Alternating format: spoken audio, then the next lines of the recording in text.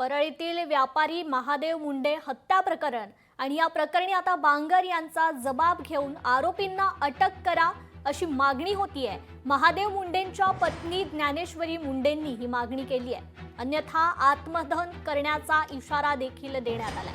परळी येथील व्यापारी महादेव मुंडे यांची तहसील कार्यालयासमोर 21 ऑक्टोबर 2023 रोजी निर्घृणपणे हत्या करण्यात आल्याची घटना घडली। या प्रकरणी परळी शहर पोलीस ठाण्यात गुन्हा दाखल करण्यात आला असून अद्यापही आरोपींना अटक करण्यात आली नाहीये। तर संतोष बांगर यांनी काल पत्रकार परिषद घेत महादेव मुंडे प्रकरणाचे खुलासे देखील केले। त्यानंतर महादेव मुंडे यांच्या पत्नी ज्ञानेश्वरी मुंडे यांनी बीडचे पोलीस अधीक्षक नवनीत कावत यांनी बांगर यांचा जबाब घ्यावा अशी मागणी करत आत्मदहन करण्याचा इशारा दिला। जे काल बांगर सर म्हणले आहेत की माझ्या देखत समोर मांसाचा तुकडा आणून टेबलवर ठेवला आरोपींनी, मग त्यांना नाव ते माहिती आहेत। मग पोलीस अधीक्षकांनी जाऊन त्यांचा बयान घेऊन आरोपी तात्काळ अटक करावीत, नाही तर मग माझा SP ऑफिस समोर थेट आत्मदहनाचा इशारा आहे। 18वा महिना चालू आहे, आता 4 महिन्याला 2 वर्ष होतंय, तरी पण आम्हाला न्याय नाही।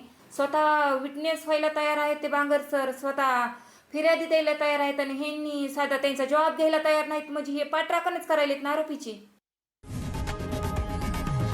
लोकशाही मराठी ऐका, पहा, जागरूक रहा।